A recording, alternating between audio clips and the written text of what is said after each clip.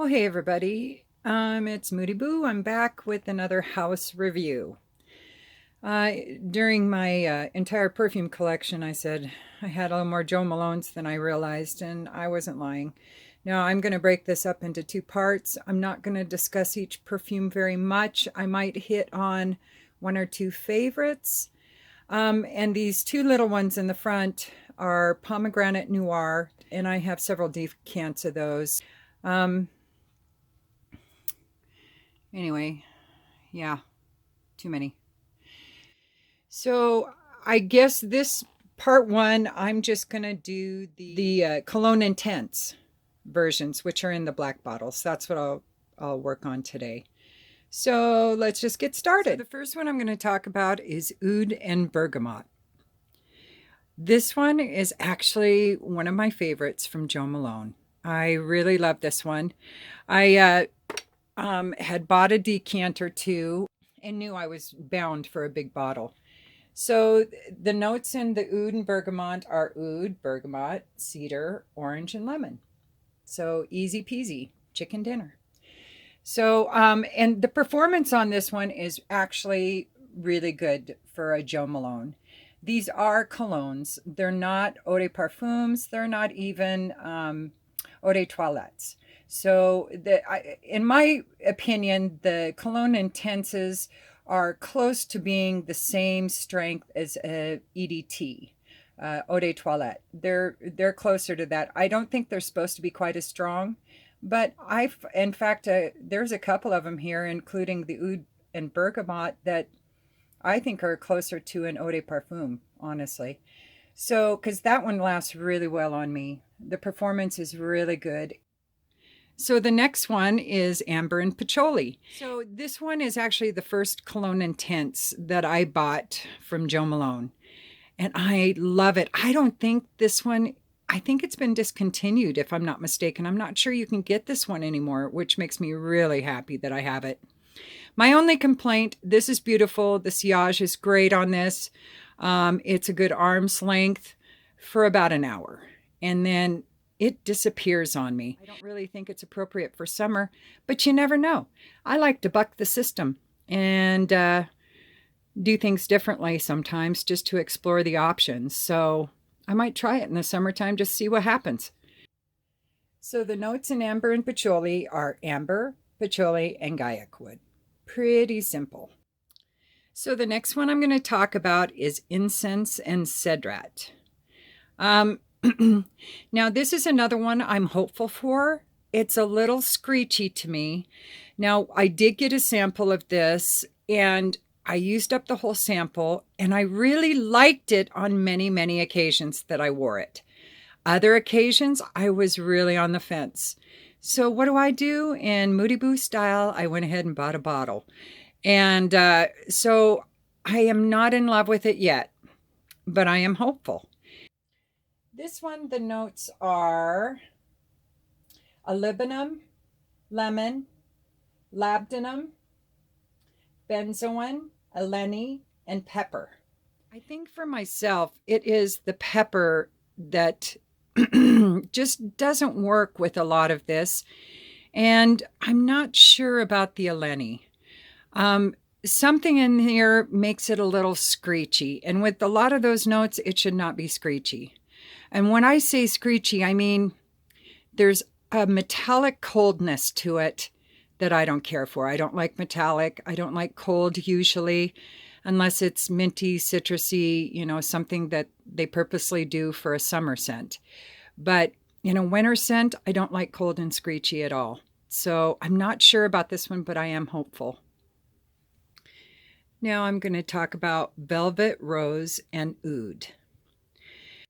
So I acquired Velvet Rose and Oud because there was so many reviews on it in Fragcom, on Fragrantica, that said it was so wonderful. I was really into Oud at the time. So I thought, yes, I am all over it, and blind bought it. Imagine my disappointment when I got it, smelled it, and realized it's just another Rose Oud combo. There is nothing really spectacular about it at all. I don't hate it. I just don't think it's anything special for Oud or Rose. The performance is very good on this. It's a sour oud, and that's okay as long as the other notes complement that sour and kind of balance it out, which it does not. It's not a sweet rose, and much better representations of rose oud combos out there, in my opinion, than this one. But again, I don't hate it. So anyway, did I say the notes? I don't think I did. Rose, oud, praline, and clove. And I don't get the clove. I don't get the praline, unless the praline is just trying to sweeten it up. But honestly, anything that's trying to sweeten this perfume up is just adding to the sour. So the next one is my latest Jo Malone, and this is the Vetiver Golden Vanilla. This one is crazy. I love that Jo Malone is selling the smaller bottles in the Cologne Intense. I think that's really smart of her. Anyway, this one is beautiful, and this one performs easily like an EDP. This one is strong. I do one spray of this, and projection is like 5 feet, and it lasts, oh gosh, 8 hours to 10 hours on my skin. I don't even wear it on my clothes because I'm worried that it'd be too strong on my clothes. And I am finding, I used to wear most of my perfumes on my clothes, but now I'm finding my skin tends to change the perfume subtly, but it still changes it, and I'm enjoying the nuances of that. So I've been wearing more perfume on my skin lately. Weird little trivia that nobody gives a shit about, but there you go. There's that little nugget for you. So the notes for Vetiver Golden Vanilla are tea, vetiver, cardamom, and vanilla. I've said before that this has a nostalgia to it with a modern twist, and I stand by that. It has kind of an aromaticness to it that gives it a little vintage vibe. But the notes put together the way they are in the proportions that they are makes it smell very new and something that's easily in the modern age. So love it. All right, moving on. So the last one I'm going to talk about in this video is Myrrh Tonka. This is one that I wear it one day. I love it. Crazy about it. The next day I wear it, I'm like, I'm not sure. It's not as good today, I don't feel. So the performance on this one, though, is really good for me. It's got a good sillage, like arm's length or more. It lasts 6 to 8 hours on my skin, which I cannot complain about a Cologne Intense. I just really wanted to love this one more than I do because I love Myrrh and I love Tonka. So why in this combination, in these proportions, in this perfume, is it not knocking me on my keister?